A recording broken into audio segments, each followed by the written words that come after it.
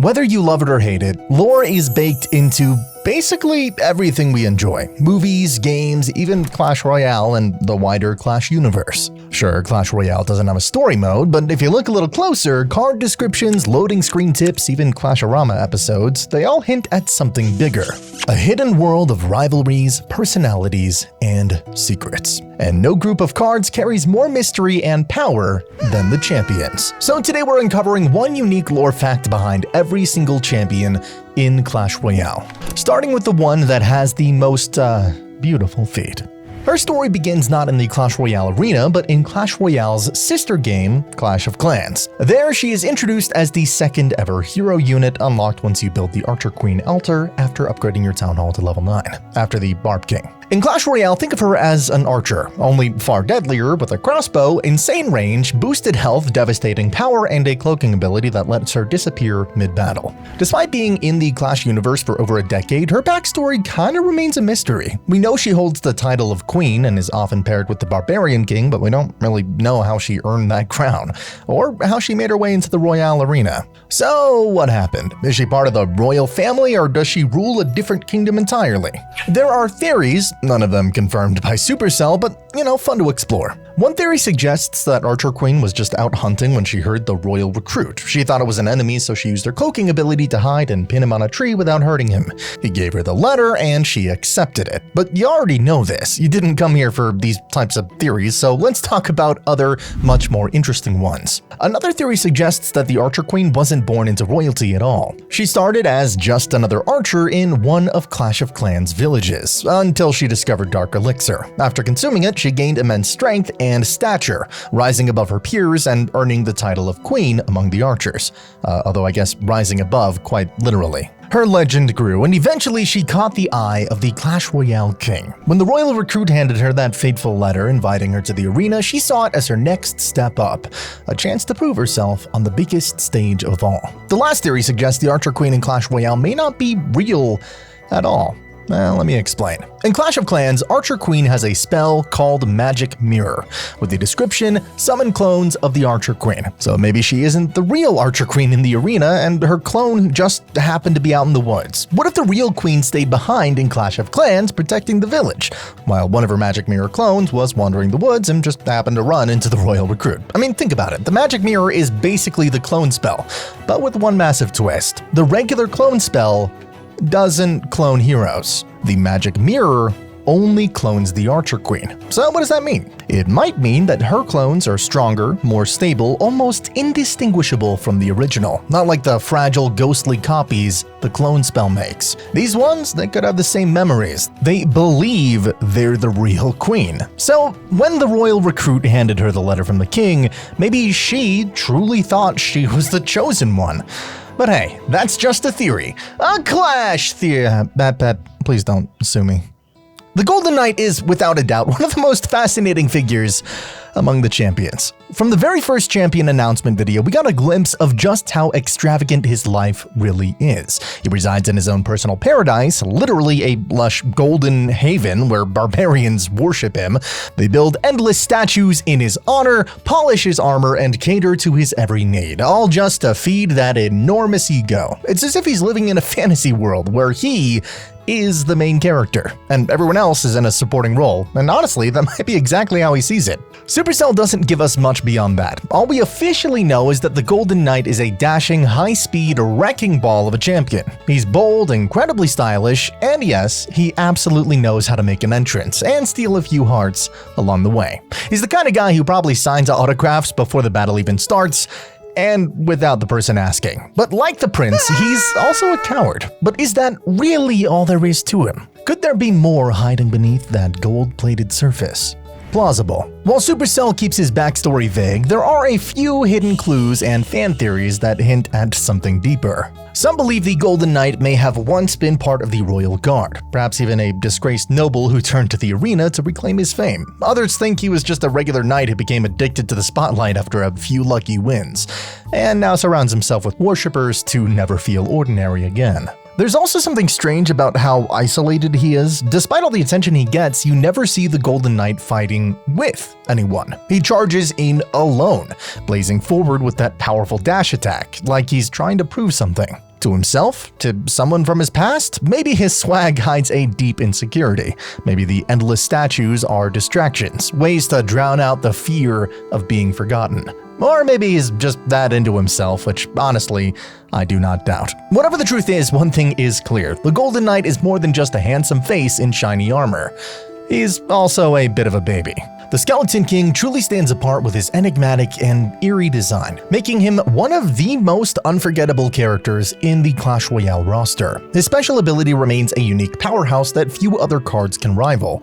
But if you thought his gameplay was fascinating, wait until you hear his lore. Believe it or not, this isn't the first time the name Skeleton King has made an appearance in the Clash universe. He actually showed up back in 2019 through an entirely different context. Let me explain. Supercell previously introduced a Skeleton King in Clash of Clans, but not as a new troop. Instead, he was a skin for the Barbarian King, released in October of 2019. That version didn't summon skeletons though, he brought out barbarians instead, and visually, the skin was absolutely stunning, boasting intricate details and even custom animations. Still, there's something ironic about calling a skeleton skin skin.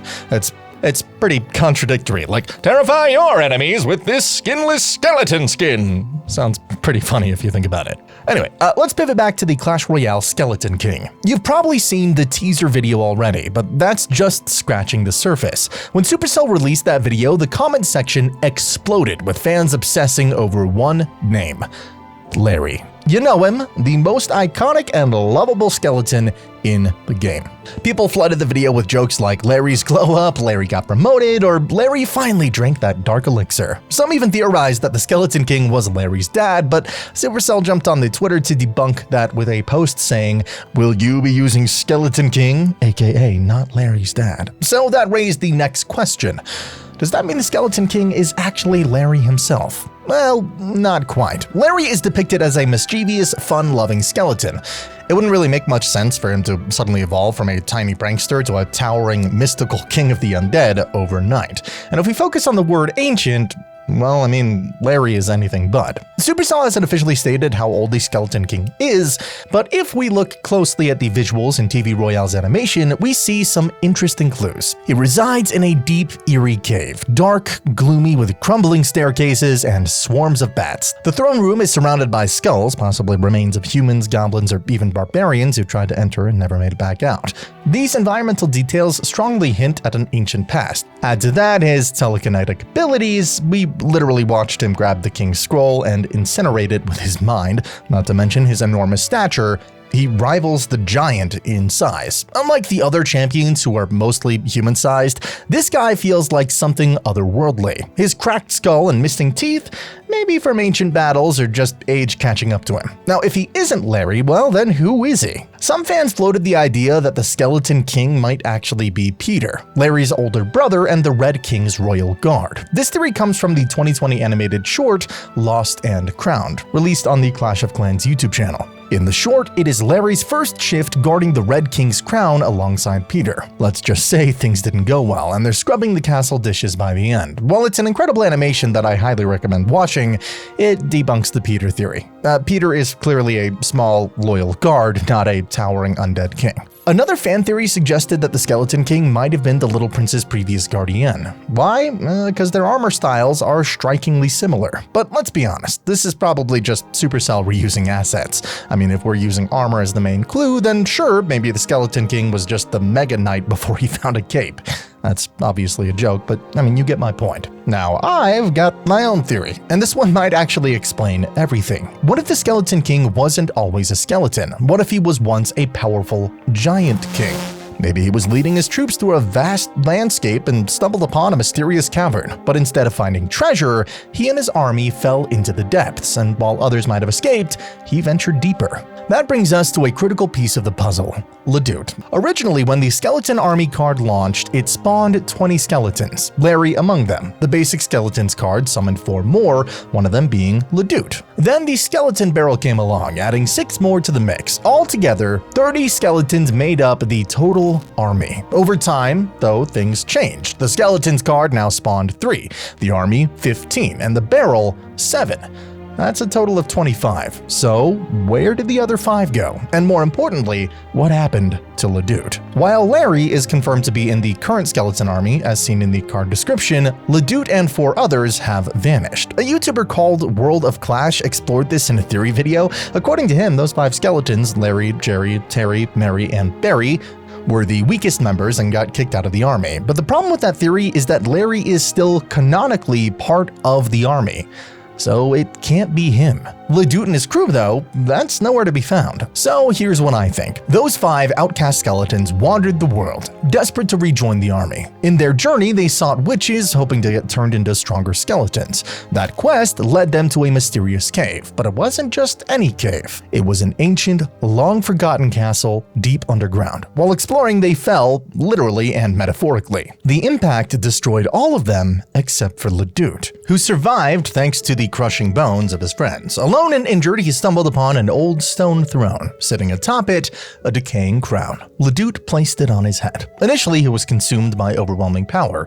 His skeleton expanded, his magic surged, and his presence became something far greater. He inherited the soul and the strength of the ancient skeleton king whose spirit had been trapped within the crown for centuries, waiting for a new host. And just like that, Ledoux was reborn. Now with his new power, he gained control over souls and learned to raise the dead. His first act, trying to bring back his friends who had died saving him. Now consider this particular line from the official Skeleton King card's description. The king of the undead himself, who sometimes feel lonely, could be to his non-flattering features, and will summon friends to join him in the battle even after death.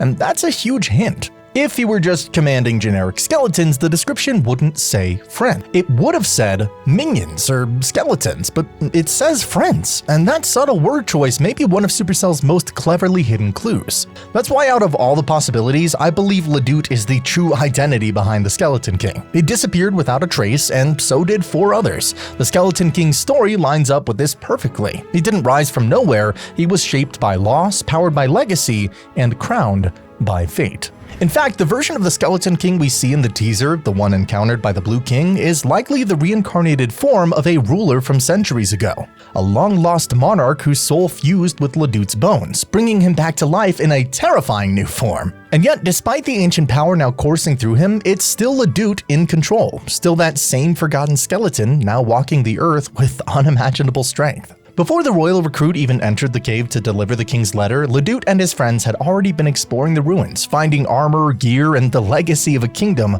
long buried. And when he accepted that invitation, he wasn't just returning to the arena, he was returning a legend. Did you know that the Little Prince is actually the Blue King's new nephew? That would make the Red King his father, something officially confirmed by the developers in one of Clash Royale's lore reveals. After a series of teaser posts, Supercell dropped a short animation on November 1st that introduced the Little Prince. In it, a royal recruit walks into a tavern carrying a letter about the game's next champion. But to his surprise, the Little Prince is already there. The moment he sees him, the recruit panics, hides the letter, and bolts before the Little Prince can start raining arrows in his direction. And right there, boom, that's our first major clue. If the Little Prince was the intended champion, why would the recruit be so desperate to avoid him? What was he hiding? Soon after, a bar fight breaks out, and the Little Prince calls in his royal rescue, a towering armored warrior who sweeps in to save him. She fends off the chaos, snatches the letter from the recruit, and delivers it to the Blue King. But take a moment and freeze that frame. Look closer at the letter. The Little Prince has pasted a picture of himself over the image of the real champion who was originally featured. That is right, he faked the announcement and hijacked the spotlight. From that animation alone, we learned everything about his personality. The Little Prince is arrogant, bratty, and spoiled. Basically the rich kid we all knew growing up. He's loud, annoying, self-centered, and not above stealing the limelight to get what he wants. Now, here's the question. Who was supposed to be the actual champion in that letter before the Little Prince stole their spot? We might never know for certain, but our next champion will be one of the most mysterious ones of them all. Goblinstein is easily one of the most cryptic and bizarre champions in Clash Royale. Unlike the others who were formally invited to the arena, his story unfolds like something straight out of a twisted fairy tale, or more accurately, a Halloween horror film. Back in October of 2024, Supercell released a Halloween animated short that gave us our first real glimpse into Goblinstein's origin. In it, an electro dragon swoops down carrying a letter from the king, but this letter was, well, different. There was no formal invitation, no request for aid or allegiance. It simply read, quote, "Make me a monster. Happy Halloween, King." That's it. No pleasantries, no explanation, just an order for chaos. And that's when things got interesting. The short introduces us to a mad scientist-like figure, clearly a goblin working in a dark, eerie laboratory filled with all kinds of unsettling artifacts. Jars of floating eyeballs, stitched body parts, and strange bubbling liquids. Even some heads. He's referred to as the Mad Goblin by the community, but his name is never directly stated. So, who is Goblinstein? Some believe Goblinstein is the doctor himself, but based on the obvious Frankenstein reference, Goblinstein is the monster, not the maker. Just like Frankenstein's monster is in the original novel. The creature ends up taking the name of the one who created it, so Goblinstein may actually be the twisted result of a goblin's horrifying experiment. If this theory is correct, that makes Goblinstein the only champion who wasn't invited, but rather constructed in the arena. That alone already makes him different from the rest. He didn't earn the king's favor, he was built to serve the king's madness. And what exactly did the king want with this monster? Was it just for Halloween flair, or does Goblinstein serve some darker purpose in the grand scheme of Royale lore? And which king was it, the Blue King or the Red King? We don't have the full story yet, but if Supercell's teasing pattern is anything to go by, the full truth may be more terrifying than we think. Oh, and if you were still wondering, yes, Goblinstein did say skibbity after waking up. He should have said something like, I don't know, subscribe. Speaking of that, scroll down real quick and click that subscribe button. It really does help us out a lot. Now, thank you. Thank you. Now, back to our champions. So at first glance, he might not look like much. Bald head, almost. Calm smile, simple robes, but don't let his peaceful appearance fool you. This guy packs some serious wisdom and power. In fact, there's something about the monk that feels ancient. You know that calm, philosophical energy you get from Master Oogway and Kung Fu Panda? Yeah, the monk gives off that exact same vibe. He's not loud, he's not flashy, he's precise, centered, and balanced. Inner peace. And that gives him this warm, almost mythical charm, like he's been through battles we can't even imagine, and has come out stronger and wiser. If you dive into the possible lore, things get really interesting. First of all, the monk originally comes from a dead game, that being Clash Mini. In that game, he was also a calm, disciplined martial artist known for his powerful strikes, ability, but in Clash Royale, he's taken to a whole new level with his pensive protection ability, which lets him reflect projectiles like he's mastered the art of redirecting energy itself. Now, here is where it gets deeper. There's an official Clash Royale animation titled Hog Rider's Journey Home, and in it, we see something curious. An old hog rider just sitting there, perched atop a legendary chest. He lost his hog and is asking for help, and Hog Rider helps him find the Hog Mountain. And in that moment, a theory was born. What if the monk used to be a hog rider? The animation itself was released back in 2018, and Monk was introduced in 2022, but their designs are so similar that I think Supercell actually meant to make Monk that old hog rider. Look closely. The resemblance is uncanny. Same build, same face, even the same beard. It's as if we're seeing two versions of the same person, before and after years of growth. According to this theory, the monk was once a fearless hog rider, but one day, he lost his beloved hog, his closest companion. And that changed everything. Unable to move on, he wandered deep into the silent sanctuary. He isolated himself from the rest of the Clash world, not out of weakness, but in pursuit of something greater. As he lost his purpose, being a hog rider, he instead started searching for something deeper and more meaningful. There, surrounded by peace and solitude, he trained. Not just his body, but his mind, his spirit. He perfected a brand new fighting style, mastering the art of balance and reflection. And over time, he let go of his past, but not completely. So when the call came from the Clash Royale arena, he answered, not as the wild rider he once was, but as a monk, calm, powerful, and finally at peace. And maybe, just maybe, still hoping to find his old lost hog one of these days. So far, we've explored the champions whose stories we've come to understand over time, through animations, through teasers, gameplay, and community theories. But not every champion comes with a clear backstory. Take the Mighty Miner, for example. The Mighty Miner. What can we say about him? Well, for starters, he's not your average shovel-swinging tunnel rat. He's bigger, stronger, and way more seasoned than the classic miner we've known for years. If the regular miner is the guy who digs through the arena, Mighty Miner is the guy who's dug through kingdoms. He probably even travels deep underground, a veteran of the underground. In the animated short that showed his arrival, we see the regular miner stumbling across him deep underground. And when he lays eyes on the Mighty Miner for the first time, he's not just surprised, he is in awe, like he has met a legend. And in that moment, it's clear that it's not just a stronger version of himself. This is someone who's been digging for ages, mastering the depths, perfecting his destructive craft. The regular miner even shows him the way to the arena, as if guiding a king to his throne. It's a passing of the torch. One miner, known for sneaky plays and chip damage, meets the juggernaut, who can tear through lanes, burn bridges, literally, and shift entire battles with a flick of his drill. We don't know where he came from, we don't know how long he's been down there, but we do know this. The king didn't just want a miner. He wanted the miner. And he got his wish.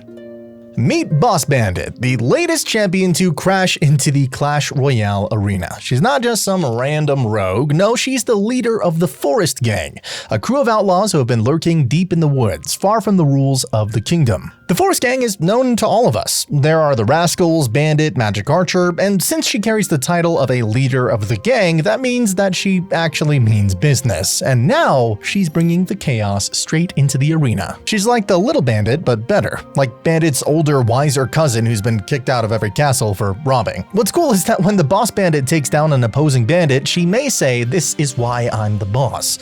If the boss bandit is played when an allied bandit is on the field, she may say, "Bandit, watch and learn." With her bat in hand and that smug grin on her face, she's also got some Robin Hood vibes too, stealing crowns from those with no honor. But where do those stolen crowns go?